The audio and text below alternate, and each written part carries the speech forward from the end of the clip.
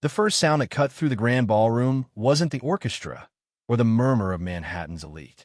It was the sharp, ringing crash of a crystal tray striking marble.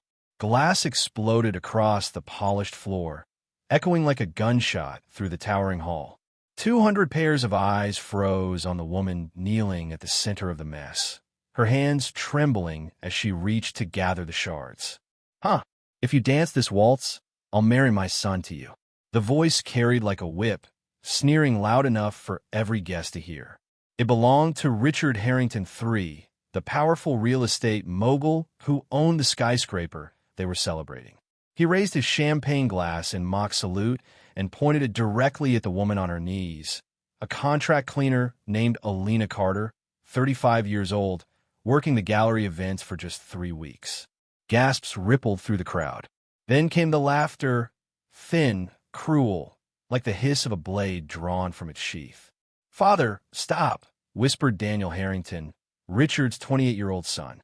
His voice was tight with embarrassment. "This isn't funny." But Richard ignored him, intoxicated by whiskey and the intoxicating power he wielded over everyone in the room. He spread his arms wide, striding toward the center as if he were conducting a trial. "No, no, let's see it through," he declared. "This woman can't even balance a tray, so let's test whether she can move to a rhythm. Play a waltz. If she dances better than my wife, then yes, Daniel here will marry her." He smirked, his teeth flashing like a predator's. Just imagine it. The Harrington heir, shackled to a cleaning woman. What a comedy.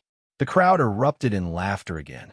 Women covered their mouths with jeweled fingers, pretending to be scandalized, but their eyes gleamed with delight at the humiliation.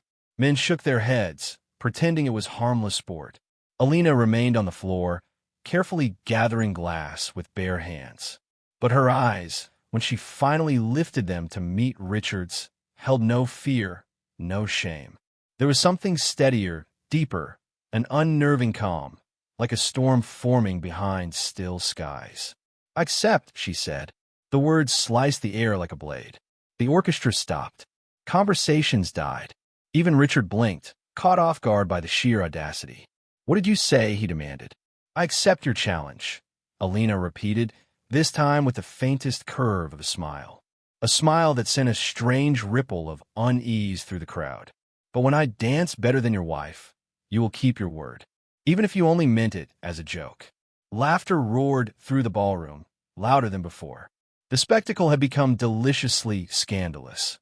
A servant daring to demand terms with Manhattan's most ruthless millionaire. Richard's wife, Helena Harrington, a woman of 50 known for teaching ballroom lessons to the social elite, stepped forward with venom curling at the corners of her lips. "Darling, must I really lower myself to compete with this?" She waved her manicured hand dismissively at Alina. "Of course, my love," Richard purred, clearly enjoying the cruelty. "You won that private club's WALTZ trophy last year. This should be easy." But Alina's mind had already drifted away. Back 15 years. Back when her name wasn't Alina Carter, but Alina Moreau, principal dancer of the American National Ballet. She remembered ovations so thunderous they rattled chandeliers, critics calling her a prodigy, audiences rising to their feet with tears in their eyes. She had flown across the world's greatest stages, a comet of grace and strength, until the night it all ended. A car accident on the way home from a gala. 3 months in a coma. Doctors whispering she'd be lucky to walk again, let alone dance. "Your career is over," they told her. Accept it.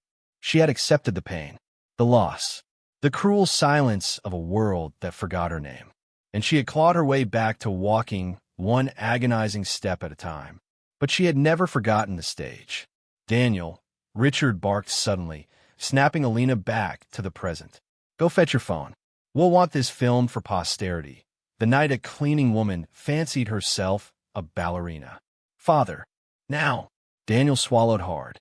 Alina caught the flicker of unease in his eyes. Unlike his father, Daniel hadn't laughed at her. 3 weeks earlier, she had noticed him at another company event, always polite with the workers, always treating them like people. It was the smallest of mercies, but tonight it mattered. "Start the music," Richard called. And let's make it interesting. 500 on Helena, 1,000 on the Maid. Place your bets. The crowd buzzed, laughter rippling through the air as wallets opened and cruel jokes flew. Helena stretched theatrically in the middle of the floor, flaunting her practiced elegance. When you lose, Richard added with a wicked grin, you'll get on your knees and apologize. And then you're fired. Alina rose at last, wiping her hands on her apron. Her eyes burned not with rage, but with a clarity that made the hairs rise on the back of Daniel's neck. When I win, she said evenly, I want something in return. Oh, she's making demands now, Richard scoffed. What do you want besides my son? I want you to admit, publicly, that you judged me for my skin and my work, and I want you to apologize. The room tensed. Whispers raced across the guests like sparks on dry wood. For the first time, laughter faltered. You've got nerve, Richard said coldly. Fine, I'll say whatever you want. But when you fail, you'll crawl out of here with nothing. Alina's calm never wavered.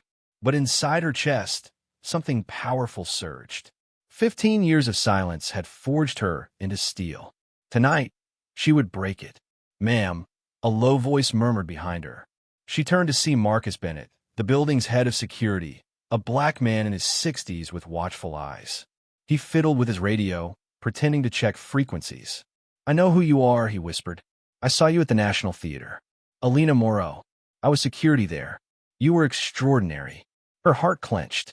She had buried that name, buried it so deep it felt like another life. And now, here it was resurrected. The paper said you'd never dance again. Marcus continued softly. The papers said many things, Alina replied. He glanced toward Richard, still preening before the crowd. What they're doing is wrong. Whatever happens, I'll make sure it's recorded. Good, Alina said, finally allowing herself a small smile. Because some people need proof that underestimating someone can be the most expensive mistake of their lives. Helena raised her arms. Enough of this nonsense. Play the waltz. The DJ hesitated, visibly uncomfortable. Still, he obeyed. Strings filled the room. Helena began to move, her steps precise but stiff, rehearsed but hollow.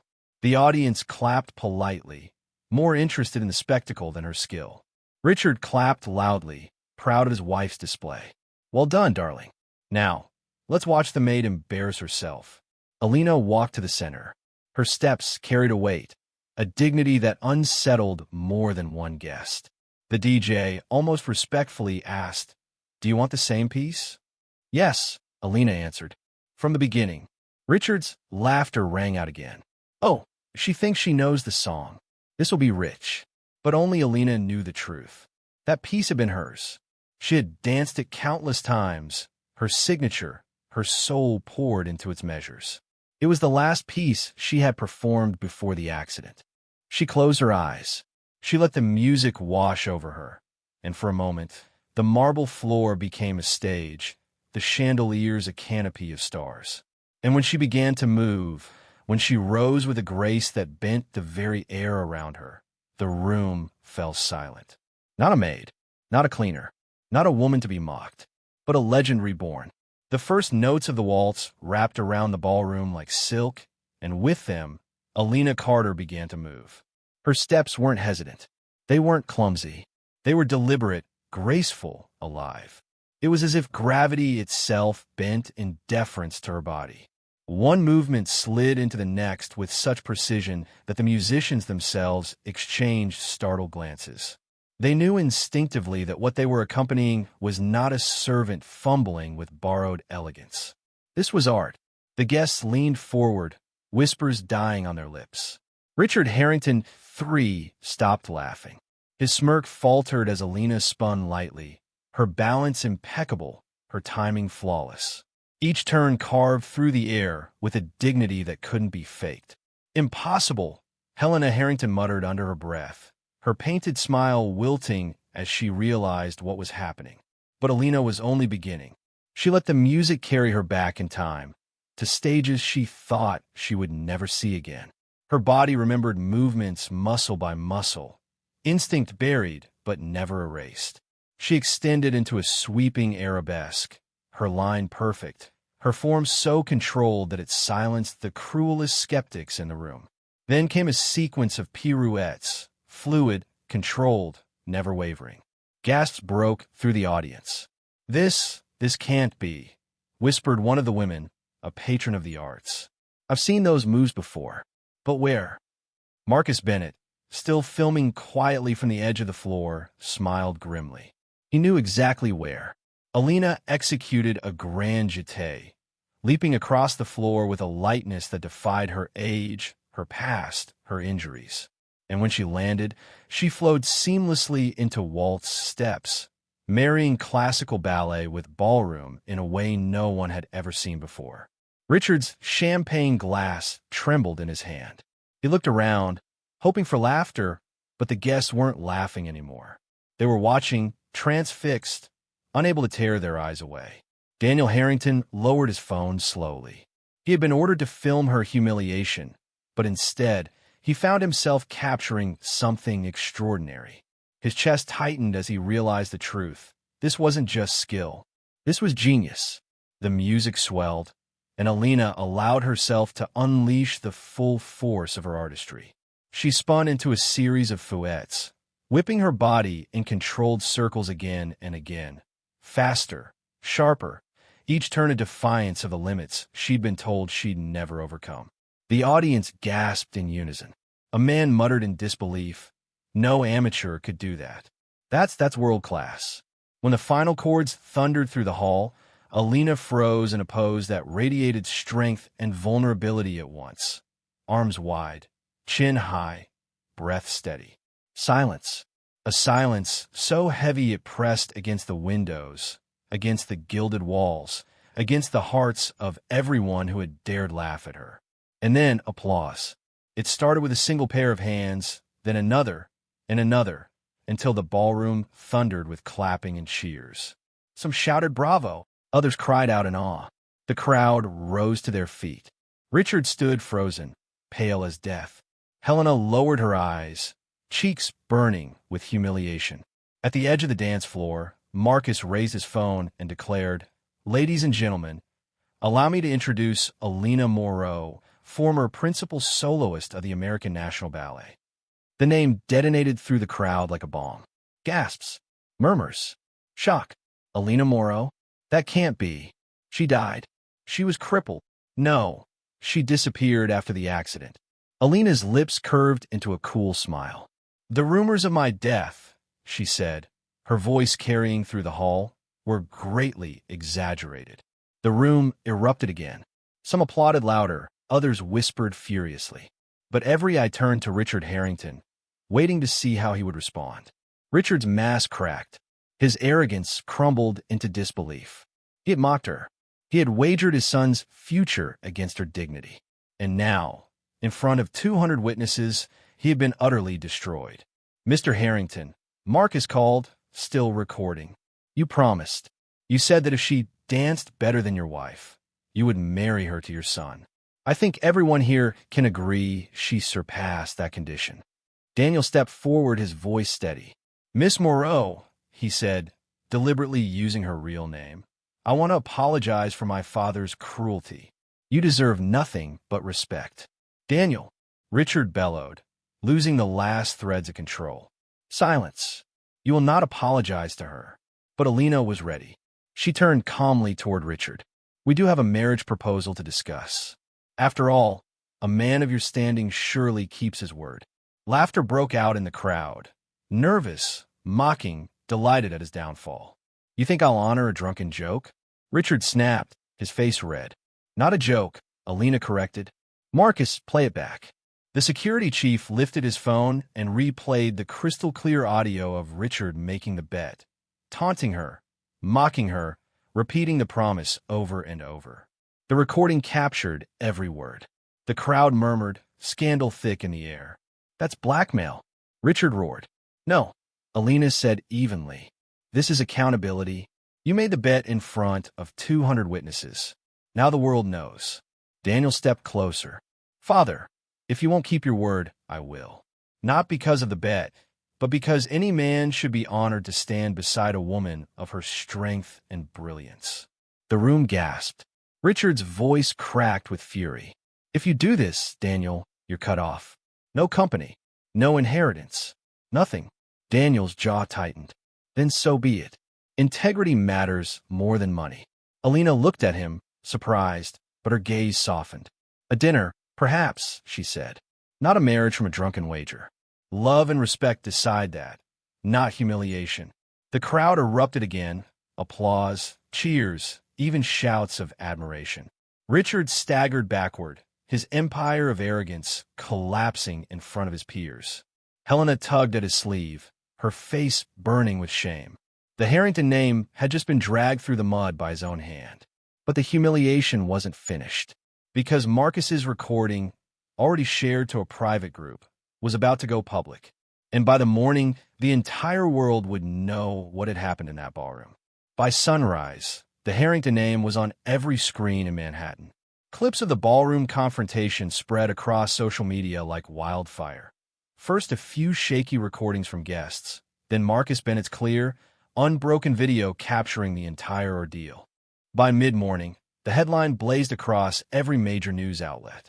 Millionaire mogul publicly humiliates legendary ballerina and loses everything. The footage left nothing to interpretation. Richard sneers, his racist remarks, his cruel wager, Alina's extraordinary performance, the thunderous standing ovation. It was all there, raw and undeniable. Within hours, millions had watched it.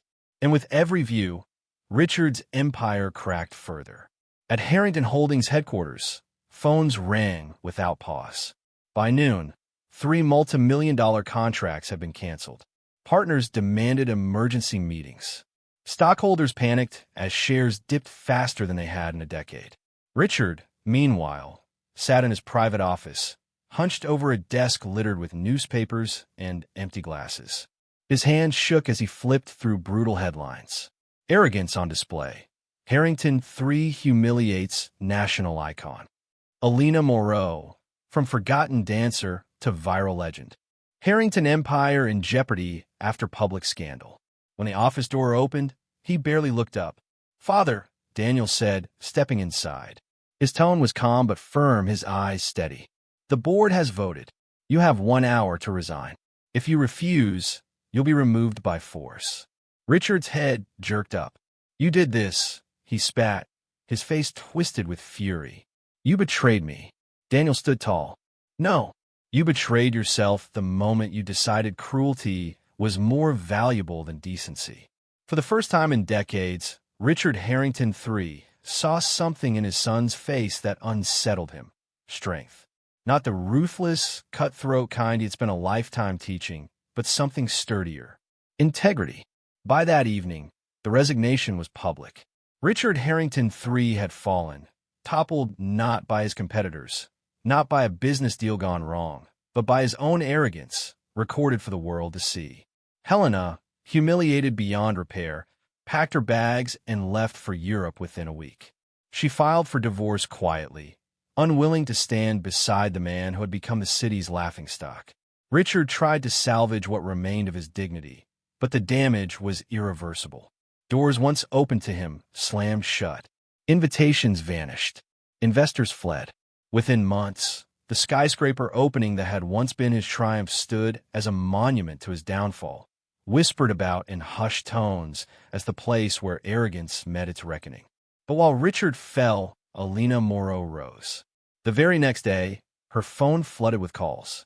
3 major ballet companies wanted her to choreograph special performances. Lincoln Center extended an invitation for a solo event.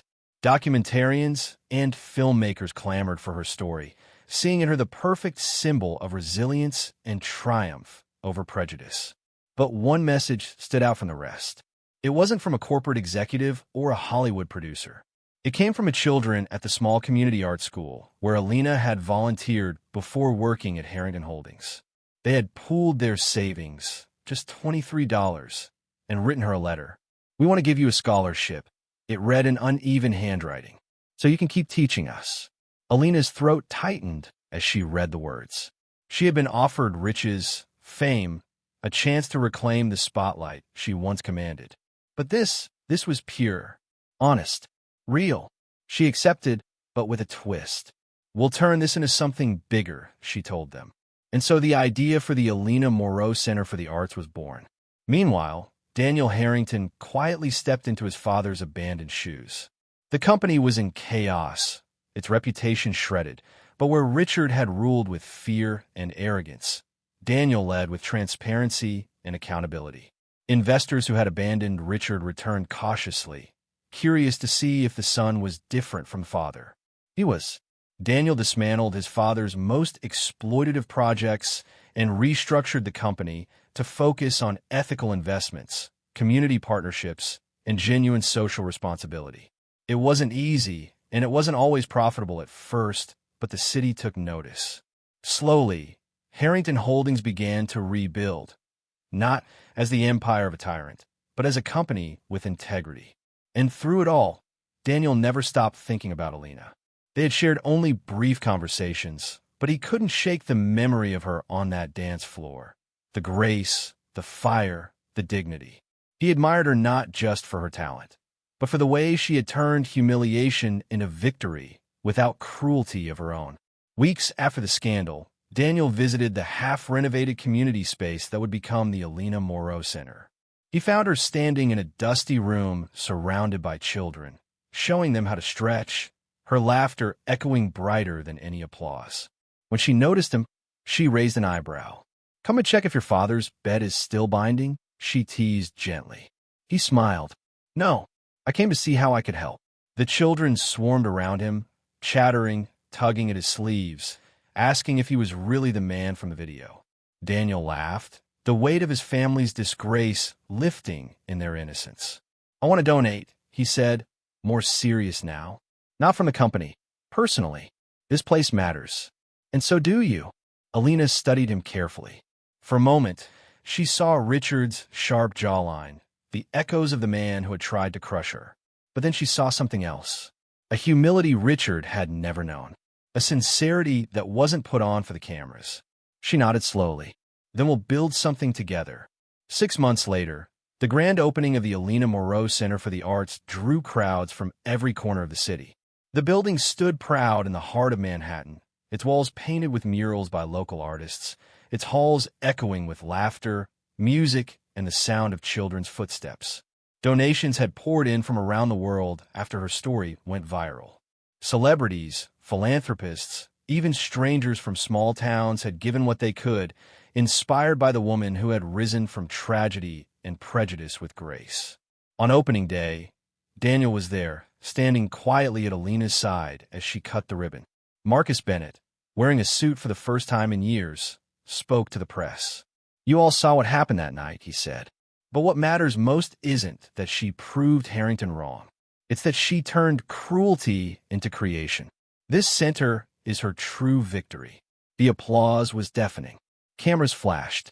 Children ran through the doors, their laughter filling the space with life. And as Alina watched them, she felt something she hadn't felt in years: peace. Her revenge had never been about destroying Richard Harrington.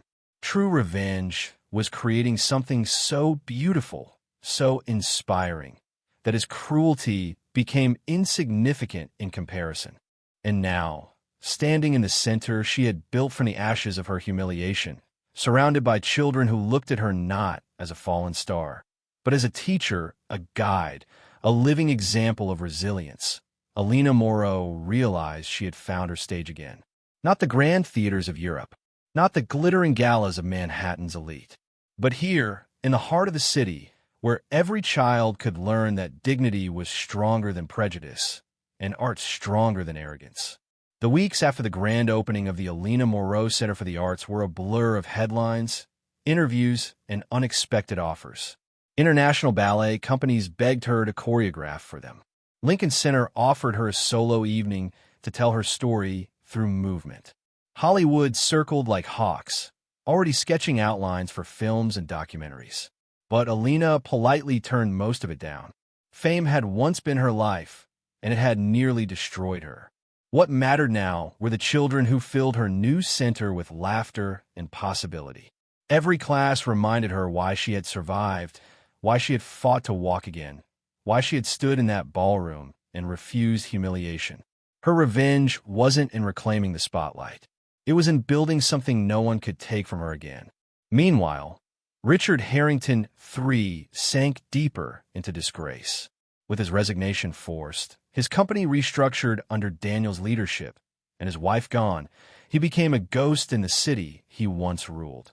The man who had bullied politicians, bought judges, and humiliated countless employees was now avoided in every boardroom. His former partners cut him out of deals. His name, once synonymous with wealth, had become a punchline. The tabloids followed his fall with cruel fascination. From power to ruin, Harrington spotted alone at Midtown Bar. Former mogul reduced to consultant work. Once feared, now forgotten. One evening, long after the scandal had faded from headlines, he sat alone in a dim hotel bar, nursing a drink. The television above the counter showed footage from the Moreau Center. Children dancing, Alina laughing as she corrected their form, Daniel helping paint a mural with the younger ones. Richard stared at the screen, hollow-eyed. The empire he had tried to protect through cruelty had been rebuilt by his son on the opposite principles: kindness, integrity, respect. And it was thriving. For the first time in his life, he realized the truth. He hadn't been beaten by competitors, rivals, or enemies. He had been undone by his own arrogance, and by a woman he had thought beneath him. Helena's absence only deepened his collapse. She had filed for divorce swiftly and quietly, moving to Europe to resume a life of social circles and charity galas. She refused to take his calls, ashamed of the scandal that had shattered her carefully cultivated image. Richard was left with nothing. No company, no wife, no family, not even dignity, and the world no longer cared. But Alina didn't waste her time thinking of him. Months passed, and the center thrived. The children grew, their skills sharpened, their confidence soaring. Donations continued to arrive, not because of scandal, but because people believed in her mission. She became a mentor, a guide, a living testament that dignity outlasts prejudice. Daniel was there often, not as a benefactor looking to polish his reputation, but as a man who had found purpose alongside her. He planted flowers around the building, helped fix broken chairs, read to the children when Alina was busy. Slowly, gently, he earned her trust. One evening, after a long day of rehearsals, Alina sat alone in the quiet studio. The mirrors reflected her tired face, but also her steady posture. She wasn't the same woman who had stumbled with a tray in Richard Harrington's ballroom. She had been reborn. Daniel entered quietly, holding a small bouquet from the garden he'd planted outside the center. "Ready for dinner?" he asked softly, offering his arm. For a moment, she hesitated. Marriage had been forced on her name in the cruelest of circumstances. But this was no bet, no spectacle. This was choice. She smiled and took his arm. Ready. The world didn't end in thunderous applause, like her old ballet performances. It ended quietly, with two people walking side by side into the evening, carrying something richer than wealth or fame: mutual respect. Alina's true revenge was never about destroying Richard Harrington. It was about proving that dignity is stronger than cruelty, and that excellence is the only true answer to prejudice. When she faced hatred, she responded with brilliance. When she was underestimated, she rose higher. When the world tried to erase her, she built something unforgettable. At the first anniversary of the Moreau Center, Marcus Bennett spoke to the crowd gathered for the celebration. His deep voice carried warmth and pride. "You all remember the night that began this story," he said. "But what matters is what came after." She didn't stop at proving them wrong. She created a place where every child can prove themselves right. That's true victory. That's true nobility. The audience applauded, not the polite kind given at galas, but the raw, genuine clapping of people who believed in what they were celebrating. Alina stood at the front of the stage, her students dancing behind her, their small feet stumbling through beginner steps. Tears welled in her eyes as she watched them. "Sometimes," she told the crowd, "we have to lose everything to discover who we really are. And sometimes, people have to lose everything to learn who they should never have tried to be." The cheers were deafening. And in that moment, surrounded by children, supported by a man who chose integrity over fortune, and recognized once again as one of the greatest artists of her generation. Alina Moreau understood the truth. She hadn't just survived. She had transformed. And in doing so, she had shown the world that the best response to cruelty is not vengeance, but creation. Not humiliation, but brilliance. Not hate, but art.